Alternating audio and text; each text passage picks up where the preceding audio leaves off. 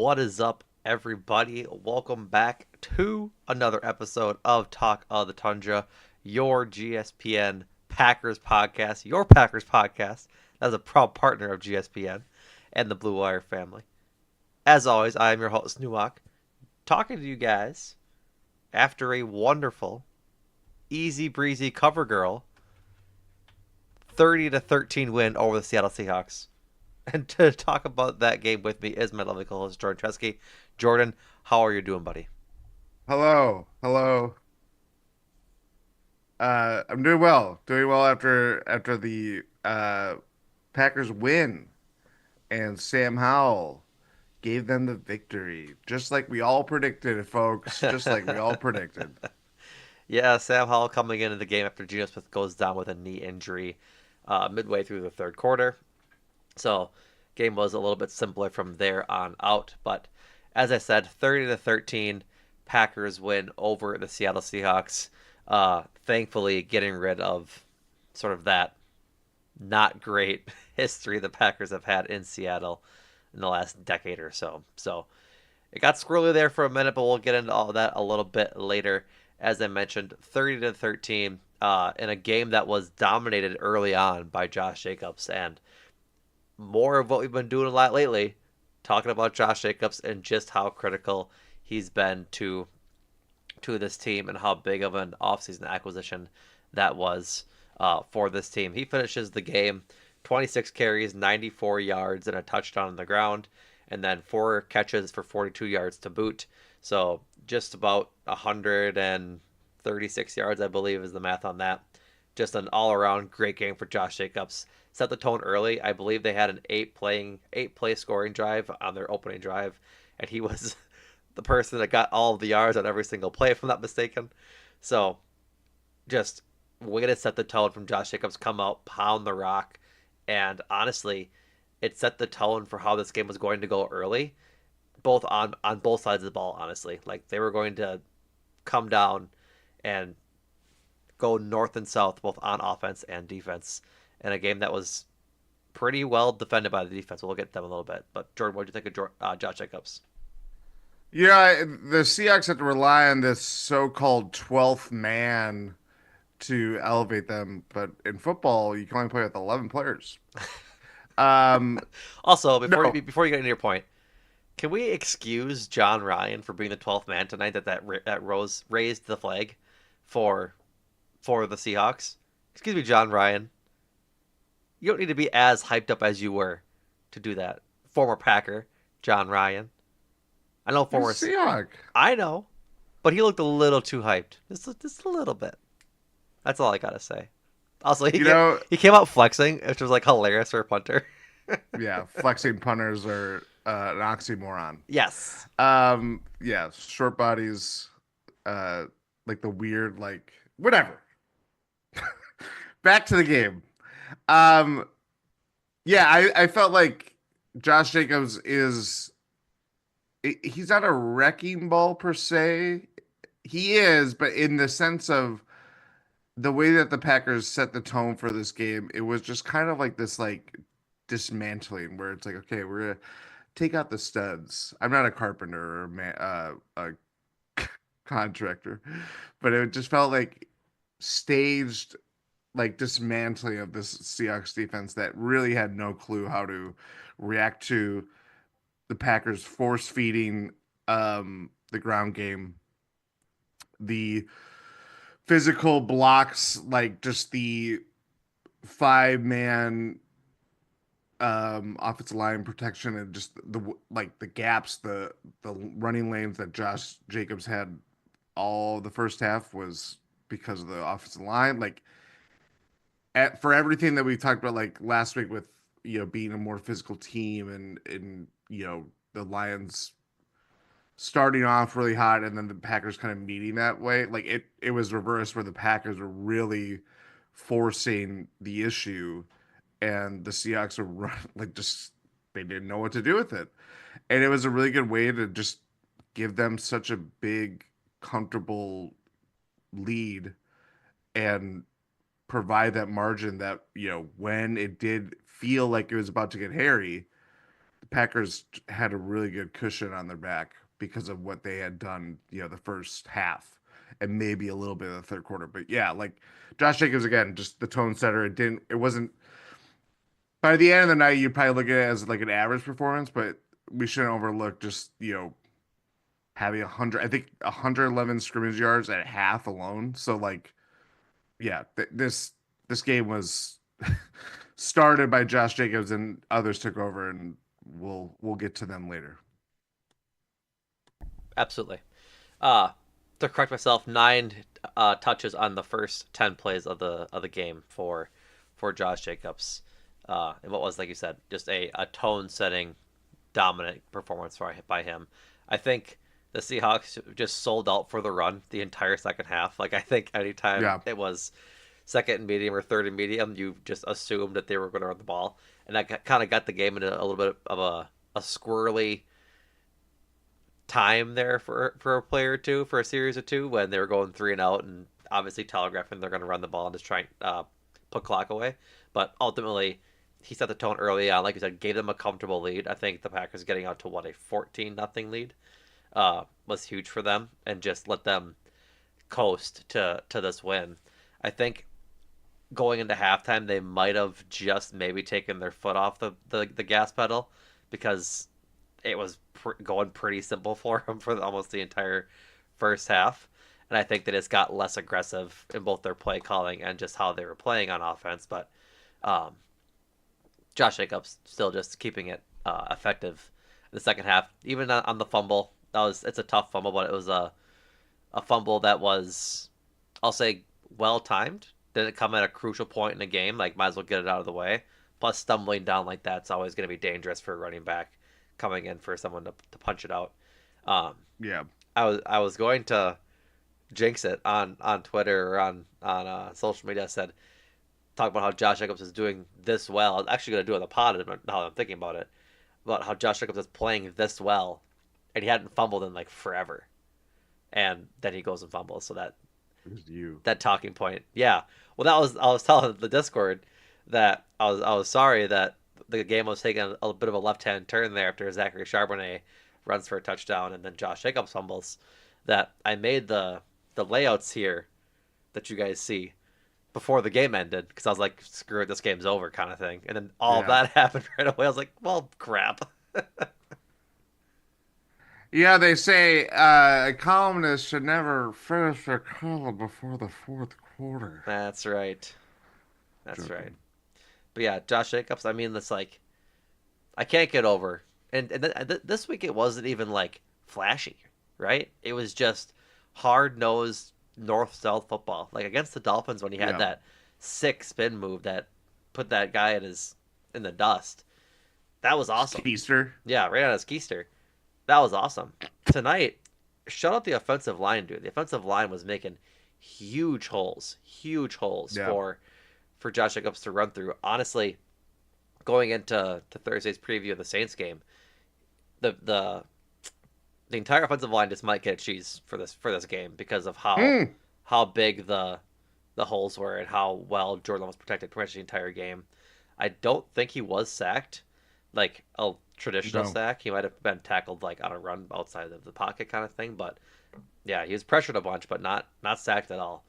And so the line was just holy awesome this game, and you saw it from the get go. I mean, did you? I don't know if you read Tyler Dunn's piece on Sean Ryan over the weekend. I need to finish it. It's long. Yes, it is. Go long Go long. is the title. And boy, do those articles go long. Hey, But they're hey great. man, I'm for it.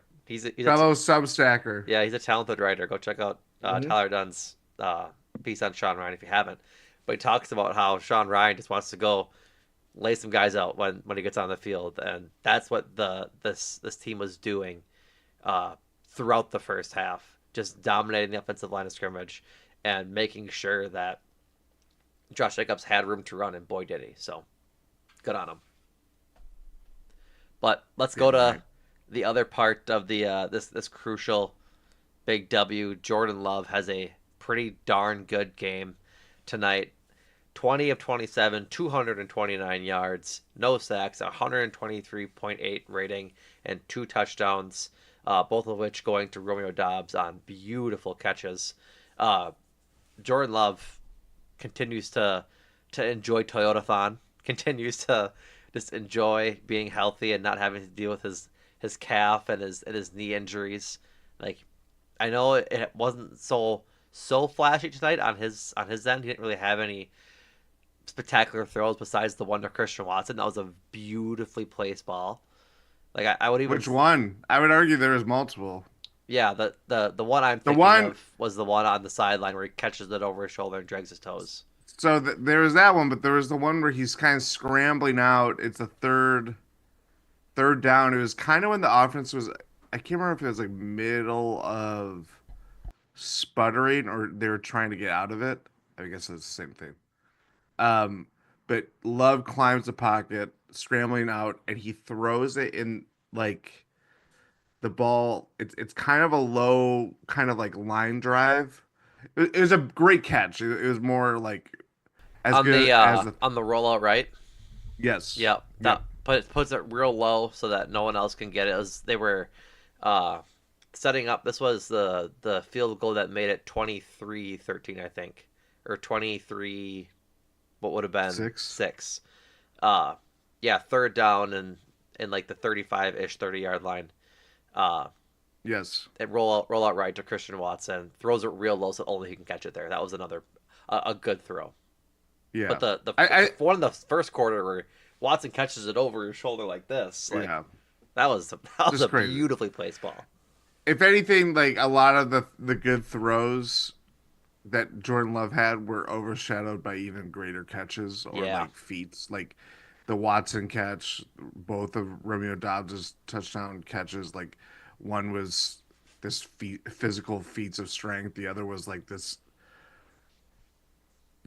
For all the talk that we had, probably first year, even a little bit of the start of last year's this year too. season, this year too, yeah, with the Romeo Dobbs' hands, it's like, oh, he's got some strong hands, and that was just touch like caressing it like he just like was Indiana Jones like doing that thing. I've never seen an Indiana Jones When he movie swaps outside. the idol for the bag of sand or whatever it is. I heard he hates snakes. I heard he does hate snakes. You know, I bet you, Keith, if you're listening, which I know you are, you can correct us on the Indiana Jones lore because I would hard bet that Keith has seen Indiana Jones and is a fan. He strikes me as an Indiana Jones fan. But regardless, the Romeo Dobbs catch. Listen, man, we got to show out the fans once in a while. What lore is he correcting here? The snakes thing? What the thing he's replacing is called and what's in the bag. Oh, okay. Yeah, because it might be an idol. I don't know what it's called. I I think spoiler. he's I trying to also haven't seen retain. Indiana Jones. You've not? No, Adam would care, but he hasn't. He doesn't listen to these podcasts, A so couple Midwesterners haven't seen Indiana Jones.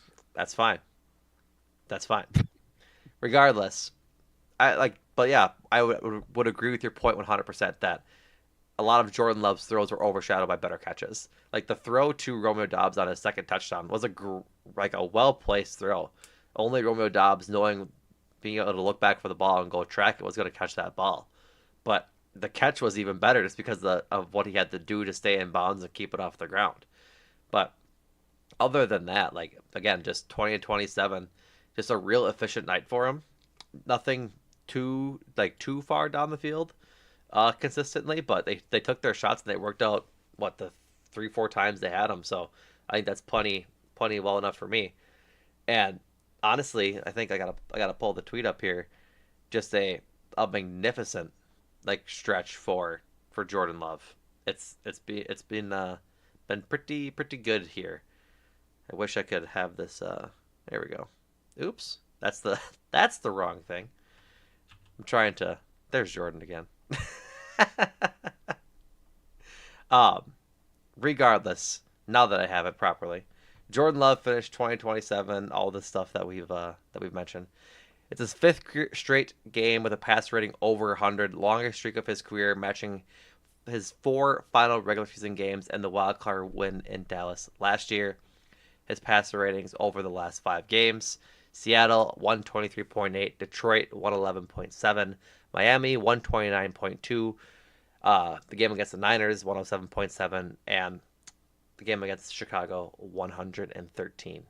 Just my word, what a stretch for him. Like, I think it's not a coincidence that all these games come after the bye.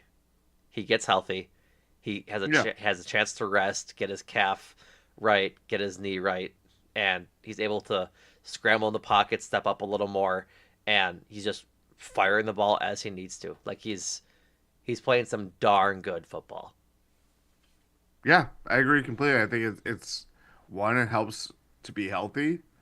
Two, it the bye week, as you mentioned, I think it just cleaned up not just the health issues, but also helped the offense kind of, as much as tonight had some um let's just say uh disruptions to regularly scheduled programming. I think it was Tom Silverstein of Green Bay Press Gazette / Milwaukee Journal Sentinel, because it's the same. Um, there was something about, in order for the Packers to achieve the ceiling that they want to this season, they have to trust Jordan Love to make throws. I thought that was an interesting point, and given the balance of that they're trying to attain with Josh Jacobs, the running game, everything like that, like now all the pieces are kind of coming together. It's not one is uplifting one and the other is kind of stagnant. It's the scale is tilted very evenly like this. And so I yeah, like the stretch that he's on, even with a couple mistakes tonight, it's very few and far between. It's not turnovers, it's not anything like that. I think a lot of it again was just overcompensating for the fact that he was playing on one healthy leg and trying to minimize how much of an issue it was. And Right. things like that happen, but it hasn't torpedoed the Packers season, even going back to when he first got hurt in Philadelphia. So, or not in Philadelphia, in Brazil Yep. against Philadelphia. Against So, Philadelphia. um, yeah, I think we knew it was going to be a matter of time until we saw the real Jordan Love that we anticipated seeing coming into the year, and it's even if it was later than we expected, it's still very good to see all the same. Yeah, absolutely. And I think what your point about the offense being more 50-50 than it has been in years past, especially under all of the Rodgers era, which again we've talked about this before, not exactly a bad thing when you have a quarterback of that Hall of Fame caliber, but I think this offense works so much better when both the run game and the pass game just click, and it has been clicking on both on in both facets for the last month and a half, and so uh, this is from Jason Hirschhorn. I'm sorry, Hirschhorn on Twitter here. Packers head coach Matt LaFleur in the end of the first half. I totally mismanaged it in the half. That was 100% on me. Just being too indecisive, putting it on Jordan Love. That's something that can happen. That can cost us if it were a tighter game. Theo in chat pointed that out as well. But like I liked Matt LaFleur's approach to this game for the most part. He's still pretty bad at challenging. He's 0 for 6 now on the season. Yeah, And I think he got a little too cute at the end of the first half. Uh, it reminded me a whole lot of how the Bears ended that game against the Lions. the Lions. Yep, where the play calls wasn't coming in, and they needed to just get a play off, and they wasted like what 16 seconds getting a play in, and it If ultimately not ends up more. costing them because they throw the deep ball to Romeo Dobbs, who draws the DPI uh, near the goal line, and they're on the 4 yard line, and they end up having to kick a field goal because there's only 4 seconds left from the 4 yard line, and so if they don't waste that much clock. Who knows what happens? Maybe they don't take the shot, don't get the DPI kind of thing. But he has had a couple of games now where it's just like he has to clean it up a little bit as a head coach. A couple of weird decisions. I know a lot of the fan base wants him to be more aggressive on fourth down. I think there was a couple opportunities for that this game rather than kicking the field goal to go for it. Can you even say the field goal with 4 seconds left? Yep. Like Yeah. the way Josh Jacobs was running that first half, I would have given up to him to get 4 yards. Like I think that's just you end the half on an exclamation point like that versus kicking a field goal and being happy you're up what 20-6 at that point, or no 17 to It would six. have been seven if they had scored a touchdown. It would have been 23/24-3. Yeah, So they could have easily just won in the game by halftime. right, exactly. Instead, they win it anyways. But it was like I said, we're getting a little wonky in the third and late third, early fourth quarter, and so yeah, just needs to be a little better from Matt LaFleur, and he recognizes that it's not a gripe for Matt LaFleur. Just this is what kind of leads to the team. I shouldn't say leads. The team didn't play a full 4 quarters again on offense, which was what I was kind of disappointed about. But I think part of that becomes just because the play calling, I believe, was a little bit too reserved in the second half. And so maybe if they're a little more aggressive and then they try to, let's like score 28 in the first half rather than kicking those field goals and going for it on fourth down when they are able to, then so be it. But I think there's lessons to be learned from teams like the Lions and teams like the Chiefs that are pretty confident in going for it on fourth down under 4 yards all the time. Like I think the Packers have all of the tools. I think they have the players, the play calling, and the play designs to get those fourth downs when they matter. But I think the thing that separates them from the Chiefs and the Lions and other teams that are so aggressive on, and like Philadelphia, for example, is that I don't know if Matt LaFleur is a good enough play caller. He's a damn good play caller. Do not get me wrong. But I don't know if he's a good enough play caller to make the right decision in those spots consistently. Yeah, I don't know. I think it's tough. I think we have to realize the fact that I think a lot of the play calling in the second half was due to the fact that they were up so much. Like a lot of it, you do just want to kill clock, so you're gonna keep for as much as it looked obvious to us that okay, they're selling out the run, they're trying to take Josh Jacobs away, and they succeeded. Those plays are still killing clock. It is very conservative, but you know, you Josh Jacobs gives you the benefit of the doubt that you think that this is the run that he's going to peel off Yeah. and he's going to have a big run, flips the field, what have you. So I understand it from that point, but I do also understand and felt or underwhelmed by how the first half ended. Certainly, I felt like the challenge was like trying to. It didn't feel more. It felt more of like a timeout than like I think I'm actually gonna win this. That's kind of kind of what I always think Matt LaFleur's challenges are, and I always thought Mike McCarthy was like a terrible challenge artist, and Matt LaFleur was like, "You want to see me do it again?" He's like that meme of like come. You I think want to see me even lose a Rob Demovsky. challenge? Do you want to see me Yeah, lose it again? yeah. Um, Rob Demovsky even pointed out that he was 6 of 13 in 2022 and 23 combined. So it's not like he Yeah. has a great hit rate, No, he's not good at it. but you know, again, if it was a tighter game as you mentioned, or if they honestly, if it was a team that had a better quarterback by the end of it than the Seahawks did, these are the things that you keep in mind that could come back to haunt them come playoff time. Yeah. It's the stuff that it's the stuff that you can control that gets you mad.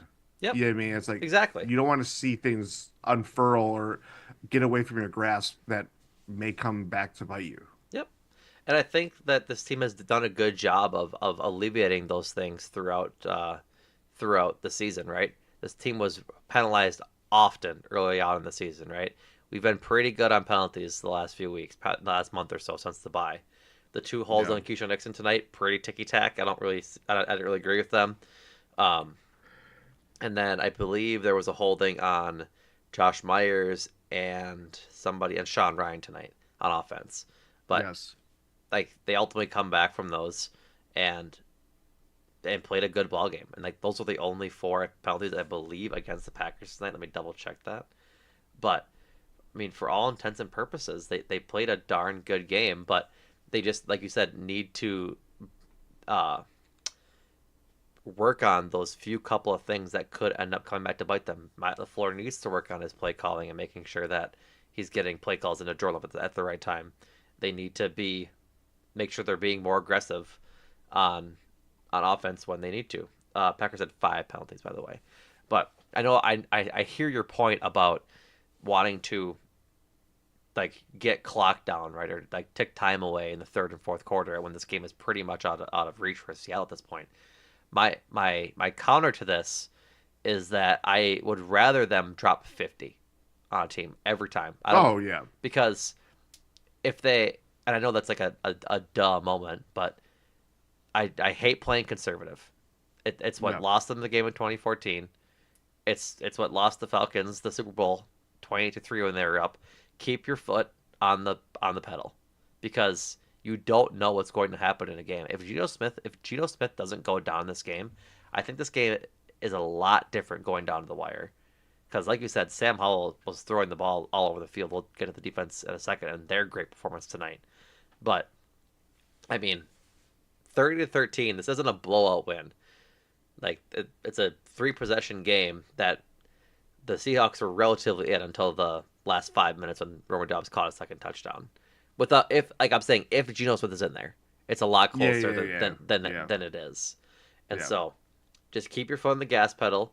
Like show no mercy. Like I think this might be a fan take, and you guys can yell at me if it is. I feel like Matt LaFleur gets to a point where he thinks the game is out of reach, and he like gives mercy to the other team, to where he's fine just running clock down, just getting the end of the game, and just letting the win be a win and not a huge blowout win. Does that make sense? Like I can't remember the last time the Packers really ran the score up when they could. The 49ers game. I mean, was it Wasn't it like 34 to 34 38 to 10? Yeah. that's that's pretty convincing. I'll That's say I would that. say I'll say that as being the exception to the rule because yeah, that Matt this LaFleur year hates Kyle Shanahan. yeah, that much is true. Well, and honestly too is that they were go back to the Titans game. They weren't in a lot of there were a lot of close games. Thirty-four Oh, to I know. 13 against Cardinals. It was only until recently that they've won more comfortably, Yeah. tonight included, than they had for a very long time. Yeah. So yeah, and I think that's just NFL coaches. Like there's the exceptions like First on my the list is Dan Lions. Campbell. Yeah. Like the But Lions have a it's not a great long offense. list. Well, It's no, not a long list. it's not. Like the caveat is the Lions have a great offense to boot. Yeah. But I mean, they're not afraid to. They have the mindset that I've come to appreciate in sports. That is, if you don't want to win so bad, stop us. Like Yeah. if you're sick of losing by 40, be better. And that's how I want the Packers to operate because I want them to showcase to fans and to themselves that they're capable of being a high powered offense because they are. They just Yeah. need to get humming, and that I think that's not to say they weren't humming tonight. This is the fourth game in a row they've scored 30, and so the offense is clicking. It's just once in a while, every couple of drives, there's two every game, Jordan, that it looks like the gears kind of lock up, and you can't really have those in the playoffs, which is what I'm worried about. I agree. I agree. So, alrighty, let's jump to the other side of the ball because holy frickin' moly, did the defense side of the ball come to play tonight? They end up finishing with 7 sacks on the night. Uh, those players recording a sack tonight are two for Kingsley Enagbare, one for Edrin Cooper, one for Rashawn Gary, one for Brenton Cox Jr., one for Carl Brooks, and one for Devontae Wyatt. I mean, the D line was just dominating the line of scrimmage tonight. Like Zach Charbonnet couldn't get anything going inside, and I mean, even before Geno Smith left, they were getting home and getting to Geno, and then Sam Howell is just like refuses to not take a sack at some point. He's lost back there. Literally every time they panned him, he's just like, Yeah, he's just it's that's tough for Sam Howell. But I mean, talk about a game, Jordan, where we've been wanting just to see this front do this, right? And they have been doing this for the most part since the bye, since the trade since, deadline when they yeah. traded Preston and they got this line going a little bit better and got players to where they wanted to play on the line. But 7 sacks, I mean, big applause for all of them because that's what you want to see from Rashawn Gary. That's what you want to see from Devontae Wyatt and Carl Brooks. Kenny Clark had a assist on, I believe it was Edrin Cooper's sack, where Kenny Clark was right there in the middle, and if he's not there, Geno Smith could have possibly gotten away, but then Edrin Cooper cleans it up, kind of thing. And so the entire line, the entire front seven tonight, just awesome, just awesome. NFL Next Gen stats. The Packers defense recorded their most sacks and highest sack rate on non-blitzes in Week 15, tied for the second most such sacks by any team in a game this season. The highest sack rate was 18.4%. Um, NFL Next Gen, they also add the Packers defense has now recorded the most sacks, 34, and highest pressure to sack conversion rate, 29.3%. A non-blitzes this season entering Monday Night Football. Yeah, the defense is what helped win this game. Um, the team effort, the fact that Seattle's offensive line just was flat out dominated. It was multiple players too. It wasn't just, the center changed because of the injury to their starting center, who I'm forgetting his name. And if I remember his name, I'm probably not going to pronounce it well, just being very honest. But Devontae Wyatt's sack on Geno Smith was like this Giannis spin move that the lineman just had no chance of stopping. And yeah, this is the disruption, the pressure that we've wanted to see from this defense for a very long time, and it's coming to fruition. Kingsley Enagbari, he is. I feel like he's. It's not that he's getting overlooked because it there. I feel like he wasn't a high draft pick. He's kind of this. He hasn't been perfect. He had a couple of like the neutral zone infraction penalties and stuff like that, but really like one of the best added to the list of later draft pick success stories that the Packers have borne fruit out of. And he's been the biggest beneficiary to the Preston Smith trade, where tonight he has 2 sacks on the same drive, if memory serves. Like, the guy is just flying around, super athletic, just gets off to the ball so fast, in part maybe because of those neutral zone infractions.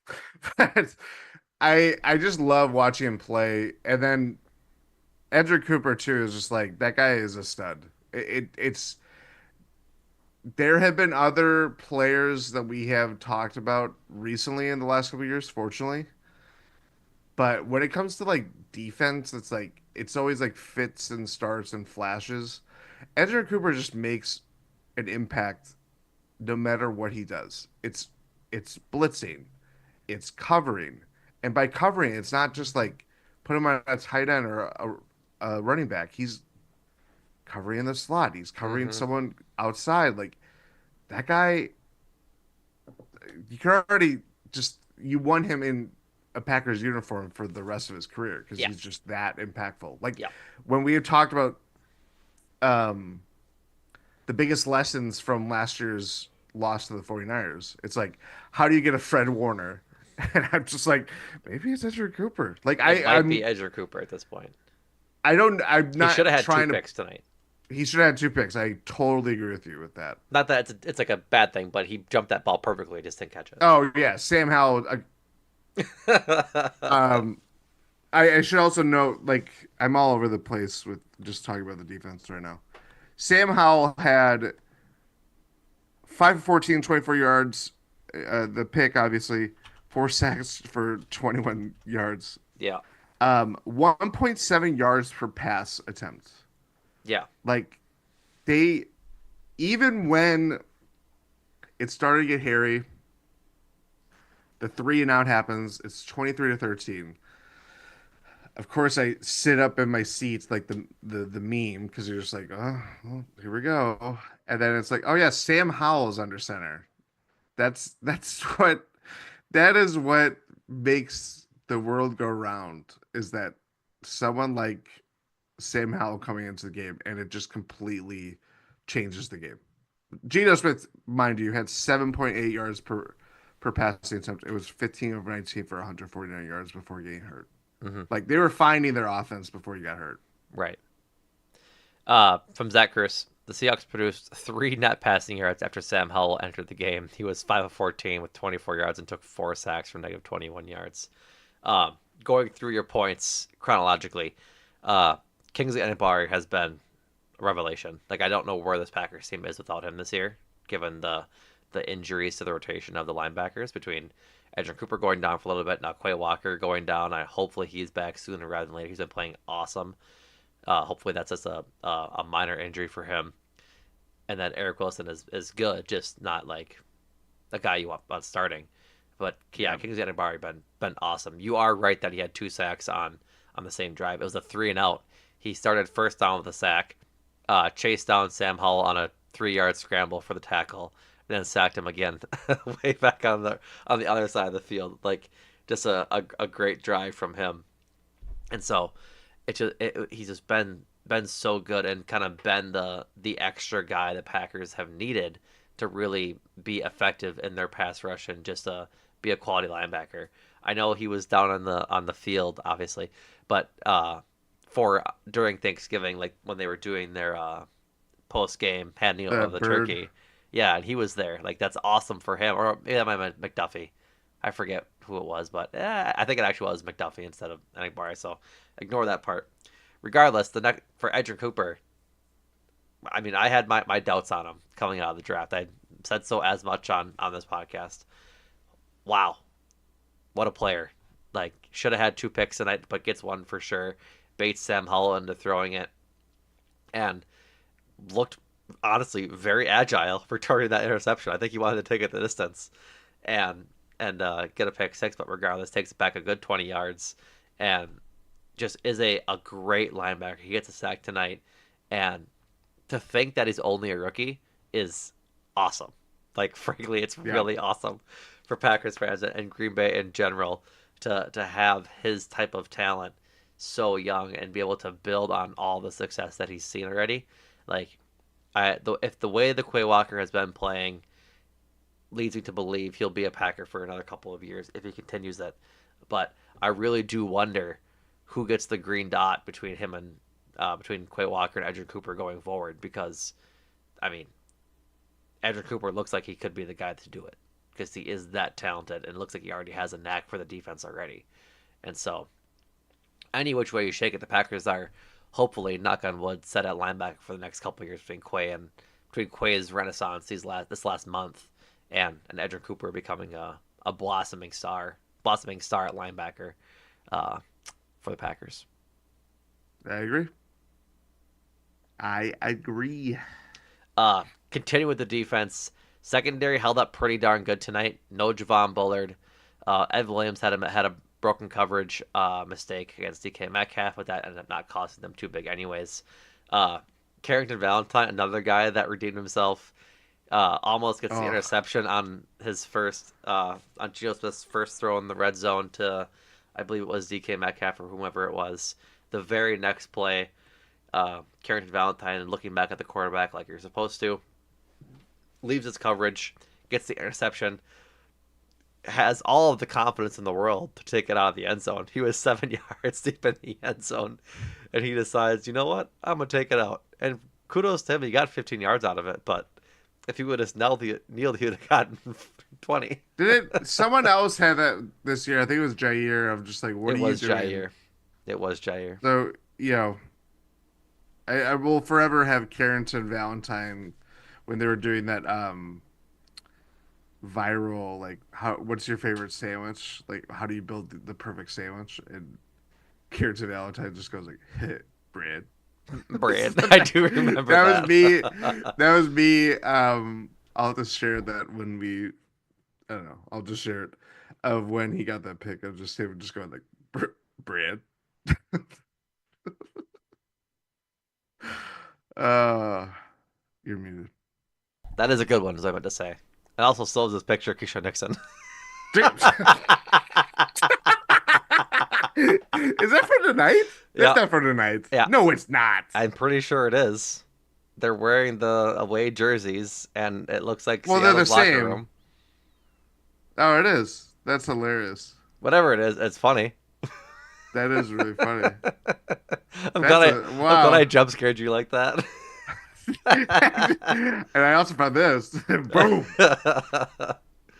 uh doing investigative reporting, which means I scrolled down to the next tweet. Um, it was from tonight because Christian Watson has the same like locker room furniture. Oh, there we go. So yeah, very funny. Keyshawn Nixon with the props. What can't this man do? What can't this man do? I mean, he had a good night too, man. They keep asking him to do so much with how thin the secondary is. And I talked about this um, in the cheese board write up that we send out after every preview week after the game. We hand out cheeses and etc. Be sure to read that. A lot of fun stuff in there. He says, having written it every week. um, but like they ask him to be the slot corner behind Javon Bullard after Javon wins that job to start the season, and then for XYZ reasons, Keyshawn Nixon has to then play inside. He has to go back and play outside, and he's been all over this season. And honestly, like just playing great football. I feel like I keep saying this week in and week out, but he just is. Like I think Yeah. he's without a doubt the second most valuable secondary, or I'm sorry, the third most valuable secondary player this year, and probably the second most valuable corner behind Jair. Because like secondary, I would say Honestly, I he's would probably bump the secondary thing to second. over Jair. Which Jair's played half the games. I know, but he's darn good, and he's been good in the He's games still he's good, played. but If you're the old saying that, saying, then you're saying he's the best corner. your best ability is your availability, I isn't it? don't disagree with you. It's just, regardless of it all, Yeah. Keyshawn's been playing awesome. Like, and it's again another guy that they've needed to play as well as he's had, or as he has been playing, solely because they've just been so injured. Like they haven't had a healthy secondary in so long. Between Corey Ballantyne going down, obviously he's like a more of a special teamer, but it's depth. And with Javon Bullard hurt this week, he gets slotted around a whole lot. And then Evan Williams hurt 2 weeks ago. Like it's just like, what do you do? And the answer for Jeff Hafley is just throw Keyshawn in there. And he's holding up. Yeah. Like it's just very happy to see him grow as a secondary player rather than just being the kick returner, punt returner that he was the past couple of years, to being like a real asset on this team. We kind of saw this start with the Chiefs game last year when he gets that clutch interception of Patrick Mahomes, and it's kind of grown since then. He's been a real plus on the defensive side of the ball. I agree.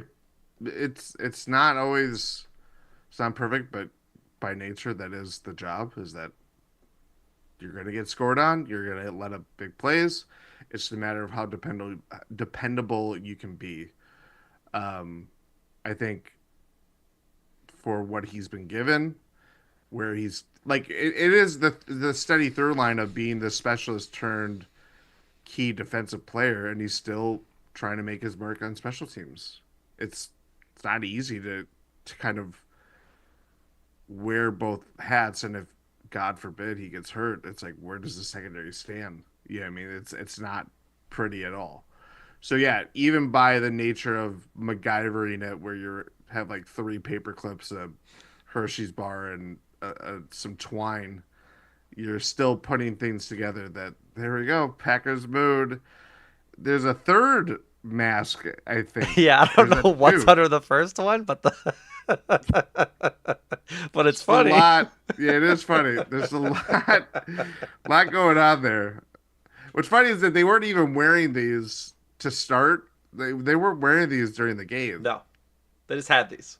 They just had these, and then now it's yeah. We should note. We'll continue more about the game, but this severely upends the playoff picture.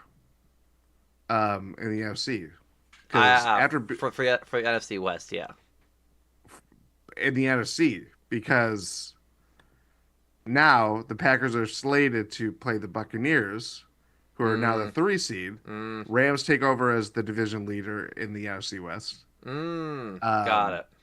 and are the 4 seed.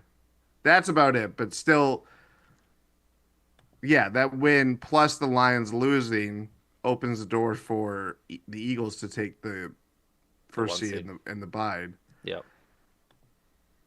It's gonna be an interesting finish the next couple or next few weeks, I should say. Yeah, for sure.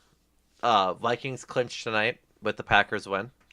Packers clinch next week if they win against the Saints. Um, it's all kind of shaping up. But before we get too far away from the defense, I just want to just applaud Jeff Hadley.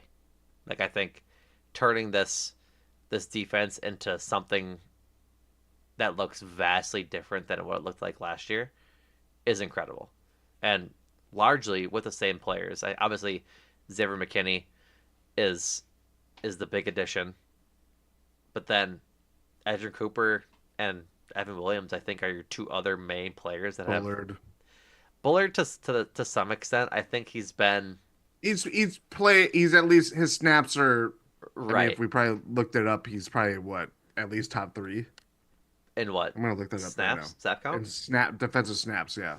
maybe like in the secondary or defense in total. In general, I think he's up there. I'd be surprised to hear that, but yeah, go look it up. Um, but I mean, if that's the route we want to take, it's even more impressive that he's doing this with three rookies starting. like, Yeah, like Ezra Cooper, Javon Bullard, and Evan Williams are second, fourth, and seventh round picks, if I'm not mistaken. say Edgerrin Cooper, Javon Javon Bullard, and Bullard who? and Evan Williams. Or, Edgerrin Cooper was second. Evan Williams was fourth. Javon Bullard was second, I think. Right? yes, maybe no, or third, maybe third.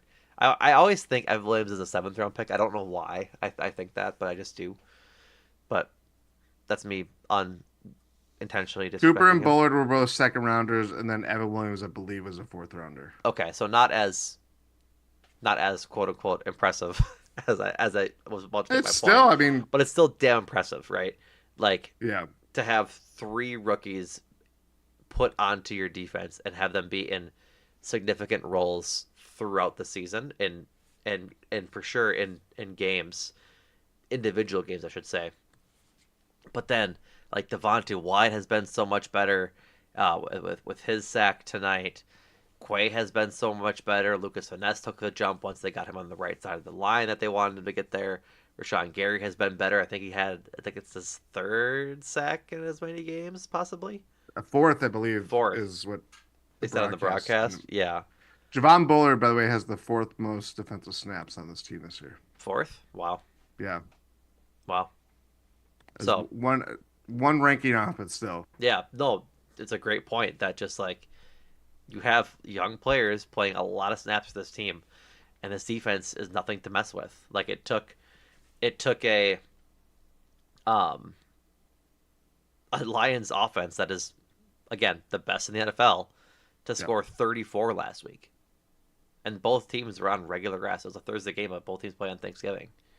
And so like that's a good it's a good job to hold that offense at home and their running backs under 100 yards and to unfortunately lose that game. But Jeff Hafley has been balling out as a defensive coordinator this year, and not so much tonight because Zachary Charbonnet isn't amongst the NFL elite, but he's still a pretty darn good running back, and they've just been better against the run than they have looked honestly ever since we've been doing the podcast and in a long time. And so that really helps when you're trying to get this team going and get this defense off the field quickly to then get your offense back on. Like I think that's why it Yeah. looked so good today. And I think honestly, just like touching on the Lions a bit, the Lions lost today to the Bills, and I think a big part of it was that the Bills went up 14-0, the same way the Packers did against Seahawks. If your Yeah. defense can be rested and get three and outs, and then your offense goes on long drives, keeping the other team's defense out there, it's a great way to slow down an offense. And that's exactly what both the Bills and the Packers did today. And that'll be the recipe the rest of the way for the Packers. They come back home to the Saints next week and need to win that game to clinch, obviously, and then go on the road to Minnesota and what'll be a big game. And I would likely this, and depending on how the rest of the season shakes out, deciding seeding, um, Packers need a bit of help from the Vikings to lose a couple, including one to the Packers. I think they need to lose two of three, and plus some other help. I don't know what the tiebreakers are the rest of the way, but the Packers can probably get to the fifth seed if the Vikings lose two of three. I don't know. Like I said, I don't know, but that'll be a big game. And I think that'll be a big measuring stick as to how ready this team is to go into the playoffs. Because if they go into US Bank Stadium and lay a smackdown or play as well as they did against the Lions, they have a good shot at winning that game. But you think maybe Jair plays next week against the Saints, but I could honestly see him resting to be ready for Justin Jefferson in 2 weeks. You know what I mean? Like I don't think that Saints game has too much of a bearing on their playoff uh, standings. I think they're still a game ahead of the Commanders, and so I would wonder how the Vikings game shakes up tomorrow. Like maybe the Vikings lose unexpectedly to the Bears tomorrow, and It that is game possible. it is possible. But then that game against the Saints is then bigger for them to win, and then that game against the Vikings in 2 weeks is really big for them to win. And the Saints, I don't think are starting Derek Carr. I think they're starting Spencer Rattler, and so I believe it was Jake Hayner, it and then he was Jake got Hayner. hurt. Yeah. I was just checking just to see, and yes, So I don't know. It'll be interesting for sure. But all that to say, defense is playing damn well. Packers played damn well today, and I'm very happy they won. yeah, I agree with completely. I think it's not. We'll probably have more bigger thoughts on Jeff Hafley, but the whole point of why they moved on from Joe Barry and all the frustration with the defense and why can we have seen what we saw from the defense by and large the last two postseason or not? I mean, they didn't make the last two postseasons. The postseason under Joe Barry. Why couldn't that have been more consistently shown? And Jeff Hafley has come in largely with the same talent, has made something of guys as good as Edgerrin Cooper coming out of college, Javon Bullard, but also taken unheralded guys like an Evan Williams who was overlooked and had 110 picks taken before him in the NFL draft, made something out of nothing. Not nothing, but we all knew that there was more left a lot to be desired with how the defense is looking. And with all that, even with making the move for Xavier McKinney, moving on from Preston Smith at the trade deadline, Packers have gone younger and they look better. They're more complete. They've made the defense rising to prominence the way that they have in a lot of ways, whether it's now the pass rush the last few weeks, the linebacker play overall.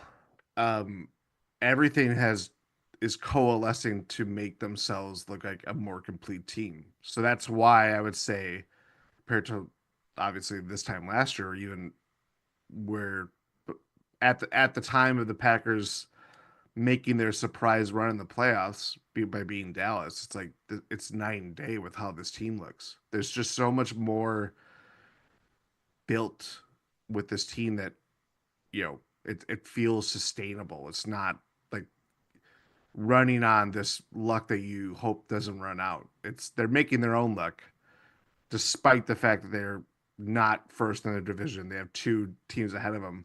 It's like they're kind of built for these games or played. I know they kept talking about it in the broadcast, but it's hard not to agree with Chris Collinsworth and Mike Tirico of like they're built to play in not in hostile environments and playing their way of Packers football, whatever that you want to determine that to be.